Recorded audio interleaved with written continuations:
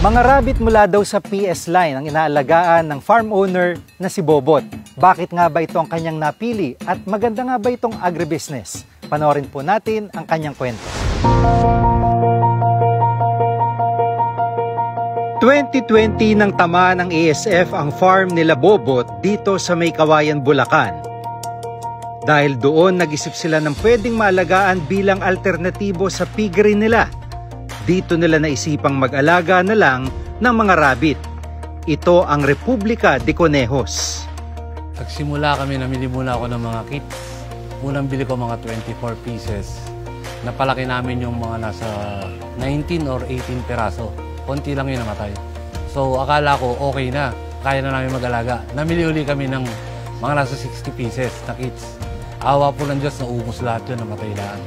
Doon na kami nagkaroon ng idea na hindi pala ganun sa kabilis alagaan.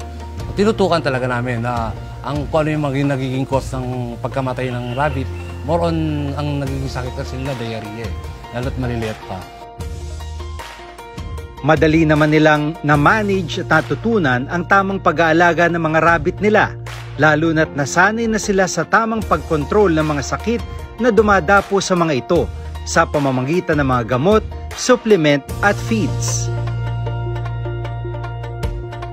Nagsimula lang po ako sa mga local. Namili lang po ako ng mga local breed, tas upgraded. Doon lang po kami nagsimula. Kasi ang target po talaga namin, meat lang as for meat. Hindi talaga for breeding. Ang hawak ko po ngayon ay mga anak na po ng mga PS lines na galing po siya ng High Farm France. Import po yung PS119 galing High Farm. Back lang po ang nai-import doon. Import po ako ng 2 back nung una para po mapaganda ko yung mga lines ko ng rabbit.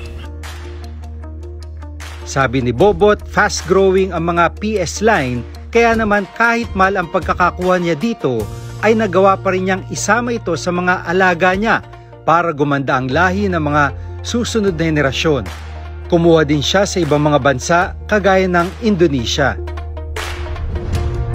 Sa mga local po kasi, tsaka mga pure lines na handle ko rin, nag-import din po kasi ako ng mga pure lines from Indonesia. So yung mga anak nito, mga upgraded, tapos nasabayan ko ng pagbili rin ng PS line, nakita ko yung difference silang dalawa. Medyo maganda talaga sa growth ang PS line.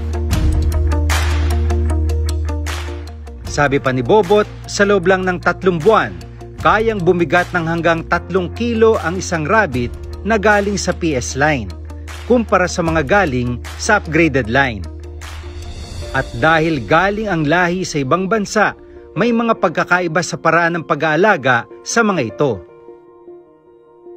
Kasi yung mga local breed natin, ginhawa silang pakainin, ginhawa silang alagaan sa way ng pagpapakain kasi yung mga PS medyo malalaki na. Pag sobrang lalaki ng rabbit, prone sa sugat ng paa. Hindi ka mukha ng mga local natin. Kahit itambak mo lang dyan yan, hindi magkakasugat yan. Kahit anong gawin mo sa kulungan, kahit maliit ang kulungan niya, nakakalaro pa rin siya. Kumbaga, kailangan kasi sa rabbit yung makagalaw siya ng maayos para maiwasan yung sorats. Pagdating naman sa kalidad ng karne ng mga hybrid rabbits, malaman talaga sila dahil nakadesign ang mga ito para sa rabbit meat production. Kaya naman pinopromote talaga nila Bobot ang pagkain ng rabbit meat dahil na rin sa taglay nitong sustansya. Ang rabbit po kasi pinakamataas po ang protein niyan sa lahat ng meat natin. Low in cholesterol at alam ko may omega-3 pa to na kasama sa laman. Pinakamagandang meat source siya. Sa lasa naman sabi nila lasang manok. Pero para sa akin mas masarap siya sa manok. Kasi yung manok may lansa pa Ang rabbit walang lansa.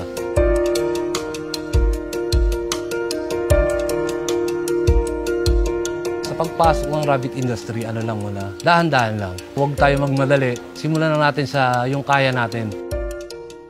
Kaya mas maganda yung konti-konti lang muna. Pag humanap muna tayo ng market, pag na-stable na natin yung market natin, madaling magparami. Napakabilis pong paramihin ng rabbit.